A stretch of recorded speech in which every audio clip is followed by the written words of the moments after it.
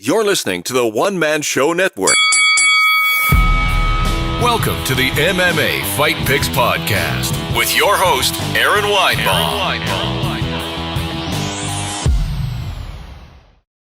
Welcome to the MMA Fight Picks Podcast. I am your host, Aaron Weinbaum, and let's get the right background here. Sorry about that. This is what happens when you live stream, people. I'm here on a rare Tuesday. For you Periscopers, you will get a sneak peek because the podcast won't come out until tomorrow. So I am going to pick the fights for UFC in Boston. The main event, Chris Weidman, Dominic Reyes. So without further ado, let's get to these fights. If you are on the Periscope, you want to help me pick, please do. I will be monitoring the comments very closely. And if you're on the YouTube, feel free to hit subscribe. First up, Charles Rosa versus Manny Ramirez. This fight is garnering a lot of interest just because Charles Rosa has not fought since April 2017. Before that, he just kind of goes back and forth, wins and losses, loses Shane Burgos, beats Kyle Bosniak, loses Yair Rodríguez. This is going all the way back to 2015, and I don't think it's going to matter because Manny Bermudez is coming up in weight, I believe. Yes, he is, after not making weight several times. He just last fought Casey Kenny back in August. Before that, he's got wins over Benito Lopez, Davey Grant, Albert Moraes, Seth Baszler back in Cage Titans. That's a nice little win streak. Look, I don't, if Charles Rosa was a Dominic Cruz and, hadn't lost a fight in forever and comes back a few years later and is a world beater, I'd say ring rust isn't a thing. I think it is a thing. And for that very reason, I think Manny, here's the thing. Him coming up in weight is a different thing than Jeremy Stevens, than like a James Vick or Chris Weidman, because it's only a 10-pound difference, okay? There's a big difference between 180 and 205. Yeah. But 135 and 145, not so much, especially in your last fight. You came in at 140, which is 5 pounds under the limit. So it's a little bit of a different story, and I think Manny's going to be better because of it. So my pick would be Manny Bermudez. Next up, the rising star Maycee Barber versus Gillian Robertson. Man, so I think popular opinion here, I think a lot of people want Maycee Barber to win because she is trying to set up a fight with Paige Van Sant, which would be cool. And Maycee's done nothing but win. JJ Aldrich, Hannah Cyphers, beats Jamie Colleen back in the Dana White Tuesday Night Contender Series. Then you have Gillian Robertson. She's been in the UFC since 2017. Emily Whitmire, she beats Molly McCann. She loses to Mayra Bueno Silva. She got subbed there. Comes back and beats Veronica Macedo. And then Sarah Frota. This is tough. I think Maycee could be a real up-and-comer here. And she hasn't lost. And she's a finisher. She finishes everything. But Gillian is too. Gillian finishes fights too, but I'm going to go with momentum here. Yeah, I'm going to go with Maycee Barber for the win. Next up, man, a true warrior of the sport, a true veteran of the sport, Joe Lauzon, coming back in his hometown Boston to fight Jonathan Pearce. So I think what happened was the UFC approached Joe Lauzon about fighting in Boston, and he said, "I'm all ears." Bad ear joke. Sorry. Let's see here, though. Oh, my gosh. Joe hasn't fought since April 2018, but 3 in a row he loses. Chris Grussmacher, Clay Guida, Stevie Ray went to a decision. Split decision win over Marcin Held. That's way back in 2017. Loses to Jim Miller in a split decision. Beats the brakes off of Diego Sanchez back in 2016. Man, I'd like to think that they are rewarding Joe here with this fight. Jonathan Pearce did win Dana White's Tuesday Night Contender Series. But before that, he's fought in Valor, Bellator, against guys I've never really heard of. You know what? I think Joe's going to come in fired up. He wants to win in his hometown. And, yeah, come on. I want this for Joe. So, Joe Lauzon. Joe Lauzon for the win in Boston. If you're on Periscope, feel free to. I still have some watchers here. Feel free to pipe in and make a comment. And if I'm missing, if you're commenting on Twitter, I don't get that as well. But I will double check here. I get them on. Yeah, Max is on. What's up, Max?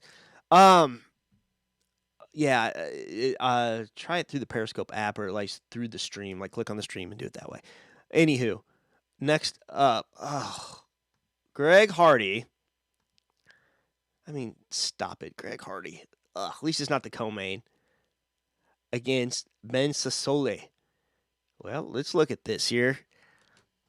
Oh, Greg.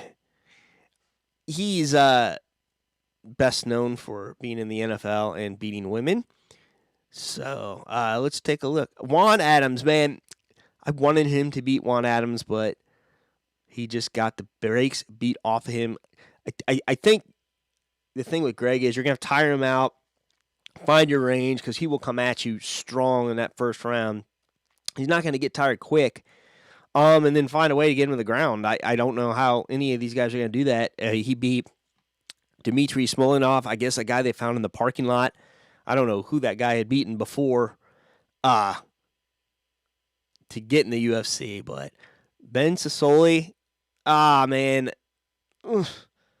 No contest against Justin Joinson in Dana White's Tuesday Night Contender Series because it was an eye poke. Oh, man. He fought in some places like HFS, DFC. It's all TKOs, punches. So I don't think this guy has much of a jiu-jitsu pedigree. I'm only can see what I can see on SureDog. So this guy's probably fighting for a Twitter checkmark as well as a Wikipedia page. So that's interesting. There's no way I think that... this is one of those ones where I hope I'm wrong. There's no way Greg Hardy doesn't win this fight, probably in spectacular fashion, like he always does. And then maybe we'll see him fight someone that can actually challenge him. So, yeah, Greg Hardy to beat Ben. I had to look at his name again, Sosoli. Okay, so this is a different fight, and it's a rematch of sorts. Well, it is a rematch from a fight that took place a month ago against Yair Rodríguez, Jeremy Stevens, where it ended like in an eye poke in the opening seconds. Yair, I think he eye poked him a couple times, both eyes. Jeremy couldn't open an eye, didn't want to continue. He got some crap for that, which he shouldn't have. This isn't not like it was a legal punch where he broke his orbital, where that had happened to him before and he continued. But this is an illegal blow. He can't see. And both guys super fresh.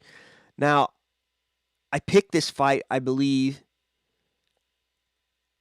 in Yair's favor.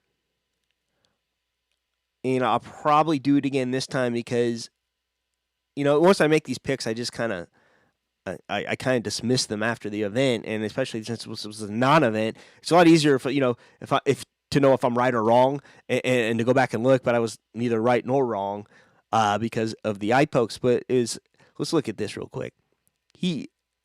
Yair beats the Korean Zombie Chan Sung Jong in the last second of the last round of round 5 back in November 2018. Haven't seen him since. You got to think that fight took a lot out of both guys. Of course, Zhang has come back since then, and I believe they're gearing him up for a fight against the great Brian Ortega, and so the Korean Zombie, yes, did beat Hanada Moicano. Before that, he loses to Frankie Edgar, doctor stoppage round 2. where really he just kind of outclassed Frankie. Frankie outclassed Yair. He just wasn't ready for him, man. Those takedowns, though. But before that, he was on a bit of a tear. BJ Penn, Alex Caceres, Andre Feely, Dan Hooker. How did he ever make 145 pounds? I will never know. That guy's huge, is a lightweight. Charles Rosa. So he was on a bit of a tear. You got Jeremy Stevens, man. Cool dude. I mean, really, you feel for the guy because he put so much into that camp in Mexico. I mean, basically, he lived there for 3 months. He just had he's down 2 losses here. Zabit and Jose Aldo. I can't say. Before that, though, 3 wins in a row. Josh Emmett, Duhu Choi, Gilbert Melendez. I want Jeremy to win in this fight, but I think it's worse for him. That's 3 rounds now instead of 5. And I think Yair is just kind of part of the new regime. So, I mean, those up-and-comer guys, and Jeremy's just tough as they come. He's fought even at 155 pounds.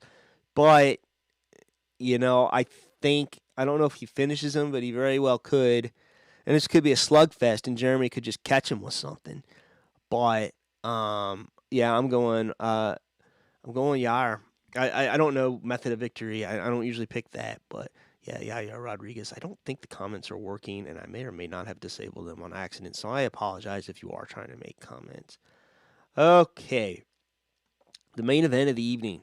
Dominick Reyes, Chris Weidman. The big story here after a bit of a skid in the middleweight division. We have decided that it is too hard to make weight for him. It's taken too much out of him, much like we saw with Luke Rockhold recently, and he's moving up to 205. Let's take a look at his last few fights. He lost to Jacare Souza in a fight he was winning handily and just got caught, man. He beats Kelvin Gastelum, and he was huge against Kelvin. I mean, he looked gigantic. Kelvin looked little. It looked a little, Kelvin looked more normal sized against, Jacare and, of course, Israel Adesanya. And before that, a 3-loss skid, Gegard Mousasi, that weird knee on the ground thing, Yoel Romero, Luke Rockhold. So he has not fought very frequently. In fact, it'll be almost a year since he has fought. So let's go Dominick Reyes. Dominic, a killer. I don't see a loss. He's beaten Volkan Oezdemir. He went all the way to a decision against OSP. Jared Cannonier, who's now down to middleweight, looking like a beast. Jeremy Kimball. All right, so we're just going down the list here. He hasn't beaten anyone. And this is my worry. Everyone talks about a 165-pound weight class. I think there should be a 175-pound weight class. I think there should be I think it should go in tens, or at least, I don't know. There should be a 165-pound weight class. And if there is, there needs to be a 195-pound weight class. Because that is a huge 25 pounds difference between weight classes. So we saw this with Luke Rockhold. He's killing himself to make, 180 pounds. Killing himself. But he's not very big at 205. Hence the 195 weight class. And we've seen this in the past. Rich Franklin, too big for middleweight. Killed himself to make weight. Of course, he was the champion. Too small at light heavyweight, Wanderlei Silva, killed himself to get down to 185 pounds. Vitor Belfort, looked tiny at 205, looked pretty big at middleweight. Even the great Count Michael Bisping, he probably could have done very well in a 195-pound weight class. But here you go. I said the same thing against Vic. Even though he's a big dude, he's coming up. You're going from 155 to 170. Okay, that's 15 pounds against guys that cut down more than you. They're bigger than you in between camps and weigh-ins and whatnot. And I'm a little worried Chris is going to feel the energy, the surge, if you will. And I said this last week, it's at the risk of sounding cliche. Is he going to be efficient with his energy? I don't know. You would think, he has a great fight camp, and great coaches with Matt Serra and Ray Longo. You would think they're coaching him on that. Don't give him everything he got early, because he's going to be able to take more of your punches than some of these smaller guys at 180 pounds. So, you think, man, am I getting this right, by the way? Anyone on Periscope? Am I saying it's middleweight is 180 pounds, right?